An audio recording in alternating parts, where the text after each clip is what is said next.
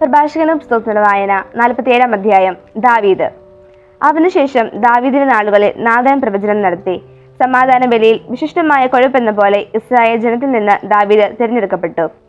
അവൻ കോലാട്ടിൻകുട്ടികളോടുകൂടെ എന്ന പോലെ സിംഹങ്ങളുമായും ചെമ്മരിയാട്ടിൻകുട്ടികളോടെന്ന പോലെ കരടികളുമായും കളിയാടി. അവൻ യൗവനത്തിൽ കവിണിയിൽ കല്ലു ചേർത്ത് കരമുയർത്തിയപ്പോൾ ഗോലിയാത്തിന്റെ അഹങ്കാരം തകർത്തില്ലേ? ആ മല്ലനെ കൊന്ന് അവൻ ജനത്തിന്റെ അപമാനം നീക്കിയില്ലേ? അവൻ അത്യുന്നതനായ കർത്താവിനോട് അപേക്ഷിച്ചു. തന്റെ ജനത്തിന്റെ ശക്തി വർദ്ധിപ്പിക്കുന്നതിനു വേണ്ടി ഒരു യുദ്ധവീരനെ കൊല്ലുന്നതിന് അവിടുന്ന് അവന്റെ വലതുകരം ശക്തമാക്കി. 10,000ങ്ങളുടെ മേൽ വിജയം വരിച്ചവൻ എന്ന് ആർത്തി വിളിച്ചുകൊണ്ട് അവർ അവനെ മഹത്വത്തിന്റെ കിരീടം അണിയിച്ചു. കർത്താവിന്റെ അനുഗ്രഹങ്ങളെ പ്രതി അവർ അവനെ സ്തുതിച്ചു. ചുറ്റുമുള്ള ശത്രുക്കളെ അവൻ തുടച്ചു മാറ്റി. എതിരാളികളായ ഫിലിസ്ത്യരെ അവൻ നശിപ്പിച്ചു. ഇന്നും അവർ ശക്തിയേറ്റവരായി കഴിയുന്നു. തന്റെ എല്ലാ പ്രവൃത്തികളിലും അവൻ അത്യുന്നതന്റെ മഹത്വം പ്രകീർത്തിച്ച് പരിശുദ്ധനായ ദൈവത്തിന് കൃതജ്ഞതയർപ്പിച്ചു. അവൻ പൂർണ്ണ ഹൃദയത്തോടെ സൃഷ്ടാവിനെ സ്നേഹിക്കുകയും അവിടുത്തേക്ക് സ്തുതി പാടുകയും ചെയ്തു. ബലിപീഠത്തിനു മുൻപിൽ മധുരമായ ഗാനം ആലപിക്കുവാൻ അവൻ ഗായക സംഘത്തെ നിയോഗിച്ചു. അവൻ ഉത്സവങ്ങൾക്ക് മനോഹാരിത പകരുകയും അവയുടെ കാലം നിശ്ചയിക്കുകയും ചെയ്തു. അവർ ദൈവത്തിന്റെ വിശുദ്ധ നാമത്തെ സ്തുതിച്ചപ്പോൾ അവരുടെ സ്തുതിഗീതങ്ങളാൽ ഉദയത്തിനു മുമ്പ് തന്നെ വിശുദ്ധ സ്ഥലം മുഖരിതമായി. കർത്താവ് അവന്റെ പാപം നീക്കിക്കളയുകയും അവന്റെ അധികാരം എന്നേക്കും ഉറപ്പിക്കുകയും ചെയ്തു. അവിടുന്ന് അവന് രാജത്വവും ഇസ്രായേലിൽ മഹത്വത്തിന്റെ സിംഹാസനവും ഉടമ്പടി വഴി നൽകി. സോളമൻ. ബുദ്ധിമാനായ ഒരു പുത്രൻ അവന് പിൻഗാമിയായി. അവൻ നിമിത്തം പുത്രന്റെ ജീവിതം സുരക്ഷിതമായി. സോളമന്റെ ഭരണകാലം സമാധാനപൂർണമായിരുന്നു. ദൈവം അവന് എല്ലായിടത്തും സമാധാനം നൽകി. അവിടുത്തെ നാമത്തിൽ അവൻ ഒരു ആലയം നിർമ്മിച്ചു. എന്നും നിലനിൽക്കുന്ന ഒരു വിശുദ്ധ സ്ഥലം ഒരുക്കി. യൗവനത്തിൽ തന്നെ നീ എത്ര ജ്ഞാനിയായിരുന്നു! നിന്റെ വിജ്ഞാനം നദി പോലെ കവിഞ്ഞൊഴുകി. നിന്റെ ജ്ഞാനം ലോകമാസകലം വ്യാപിച്ചു. അതിനെ നീ ഉപമകളും സൂക്തങ്ങളും കൊണ്ട് നിറച്ചു. നിന്റെ പ്രശസ്തി വിദൂര ദ്വീപുകളിൽ എത്തി. സമാധാനപൂർണമായ ഭരണം നിമിത്തം നീ പ്രിയങ്കരനായി. നിന്റെ കീർത്തനങ്ങളും സുഭാഷിതങ്ങളും ഉപമകളും പ്രത്യുത്തരങ്ങളും ജനതകളെ വിസ്മയാധീനരാക്കി.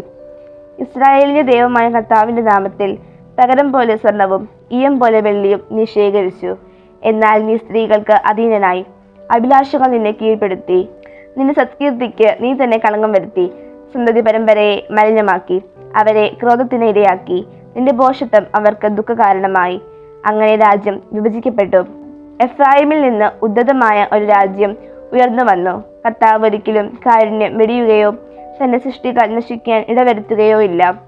അവിടുന്ന് താൻ തിരഞ്ഞെടുത്തവന്റെ പിൻഗാമികളെ തുടച്ചു മാറ്റുകയോ തന്നെ സ്നേഹിക്കുന്നവന്റെ സന്തതി പരമ്പരകളെ നശിപ്പിക്കുകയോ ഇല്ല. അതിനാൽ യാക്കോബിന് ഒരു ഗണത്തെയും ദാവീദിന്റെ വംശത്തിൽ ഒരു സന്തതിയെയും അവശേഷിപ്പിച്ചു. റഹോബോവാം ജെറോബോവാം. സോളമൻ പിതാക്കന്മാരോട് ചേർന്നു. അവന്റെ സന്തതികളിൽ ഒരുവൻ സ്ഥാനമേറ്റു.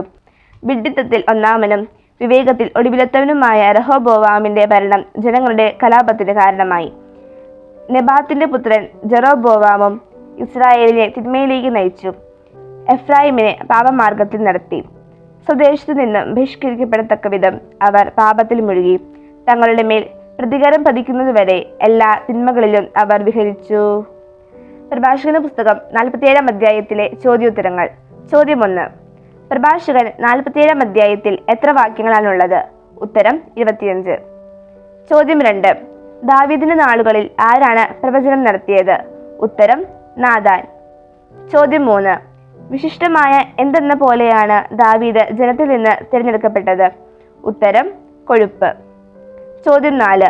നിന്റെ എന്ത് നീ മലിനമാക്കിയെന്നാണ് സോളമനെ കുറിച്ച് പ്രഭാഷകൻ പറയുന്നത്? ഉത്തരം സന്തതി പരമ്പരയെ. ചോദ്യം 5. സോളമൻ തന്റെ സന്തതി പരമ്പരയെ എന്തിനിരയാക്കി എന്നാണ് പ്രഭാഷകൻ പറയുന്നത്? ഉത്തരം ക്രോധത്തിന്. ചോദ്യം 6. എവിടെ നിന്ന് ഉദ്ധതമായ ഒരു രാജ്യം ഉയർന്നു വന്നു എന്നാണ് പ്രഭാഷകൻ പറയുന്നത്? ഉത്തരം എഫ്രായിമിൽ നിന്ന്.